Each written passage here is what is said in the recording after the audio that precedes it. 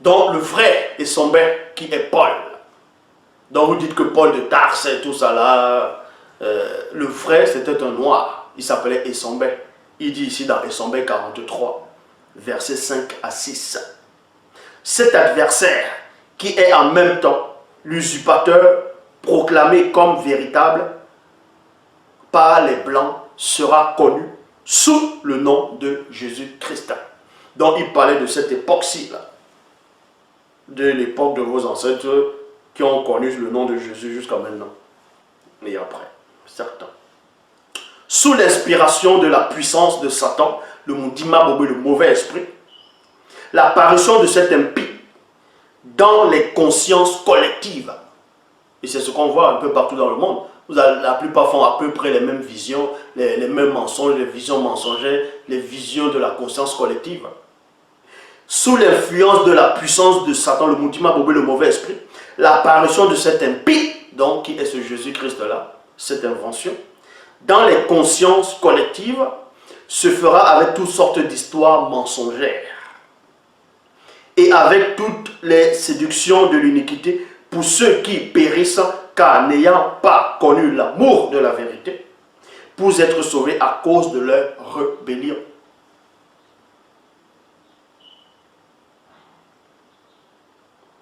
Maintenant, on va dans le livre de l'histoire oubliée du peuple originel, chapitre 5, au verset 68 à 88.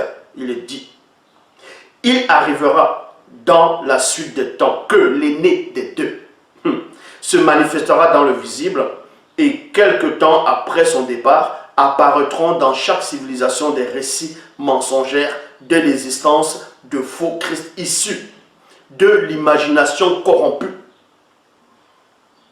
de tous ceux qui ne connaissent point la vérité. Ces récits mensongers de l'existence de faux Christ issus de l'imagination corrompue seront sous l'influence de la puissance de Satan, le Mundima Bobé, le mauvais esprit. Les démons religieux de haut rang sont l'influence de la puissance de Satan, le Mundima Bobé, le mauvais esprit. Ces démons religieux de haut rang sont des esprits trompeurs, d'égarement et de séduction.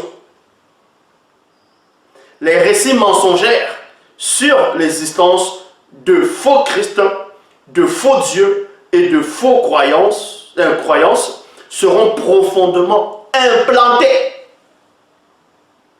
dans les consciences collectives des non-initiés, dont les noirs, les blancs et les sans-mêlés. Point.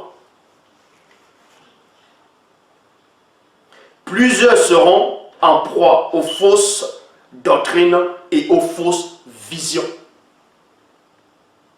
Ces fausses croyances profondément implantées dans la conscience collective, dans les consciences collectives, se manifesteront par la porte de l'esprit de tous ceux qui périssent, n'ayant point connu l'amour de la vérité, pour être sauvés à cause de leur rébellion et leur idolâtrie. Point.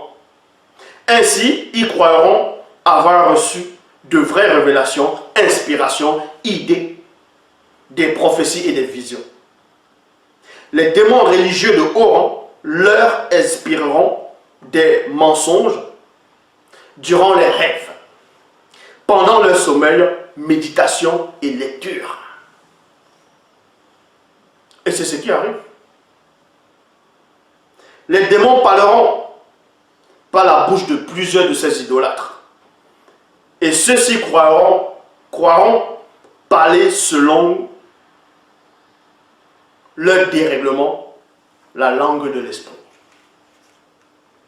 Ces démons religieux de haut rang apparaîtront dans des visions inspirées par eux-mêmes à plusieurs personnes en prenant une image inventée d'un faux Christ connu sous le nom de Yahushua, Yeshua, Joshua, Yeshua, Lessus, Ision, Jésus, Yeshua, Jésus-Christ et d'autres encore. Ce faux Christ inventé et connu sous l'appellation de Jésus-Christ sera le plus influent à l'époque de la manifestation du deuxième, donc celui qui est en face de vous.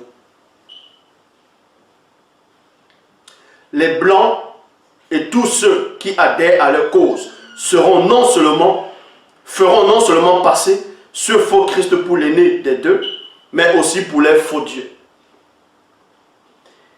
Ils feront des représentations de lui avec l'apparence physique d'un homme blanc et souvent métissé sur deux morceaux de bois qu'ils nommeront croix. Les démons religieux de haut rang prendront l'apparence de l'image inventée de ce faux Christ et également celle des fausses images d'êtres de lumière.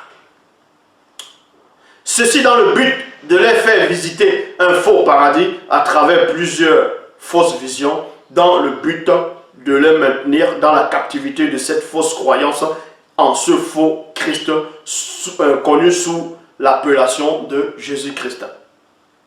Ces démons religieux de haut rang leur feront croire, s'ils n'adhèrent pas à ce faux Christ dont Jésus-Christ, ou Jésus de Nazareth, si vous voulez, ils seront jetés dans un lieu de souffrance qu'ils nommeront hell, enfer, étang de feu et de soufre, lac de feu et de soufre, et bien d'autres encore. Les démons religieux de haut rang leur feront avoir pas des sensations, de fausses visions de gens qui souffrent dans le feu de l'enfer.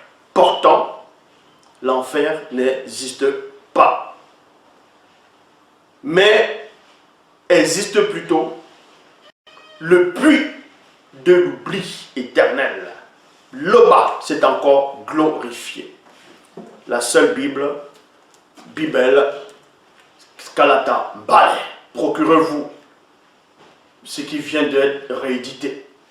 Des révélations, on ne va pas dire, ah, vous coupez le souffle.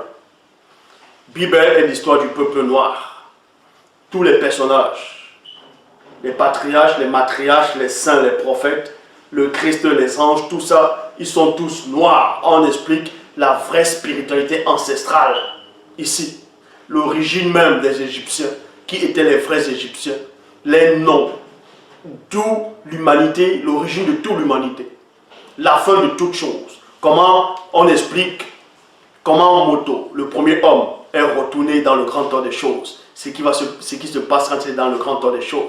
Et on vous explique s'il a rencontré ses fils dans ce que vous avez nommé Abel et Caïn, dont Pongi s'est mondié. On vous explique toutes choses. Même le premier animal que Abel, dans les Bibles classiques, dont Mundiwe a tué, on parle de cet animal dans le grand ordre des choses. On explique toutes choses. L'Oba qui vit inexplicablement hors de toute réalité se glorifie toujours.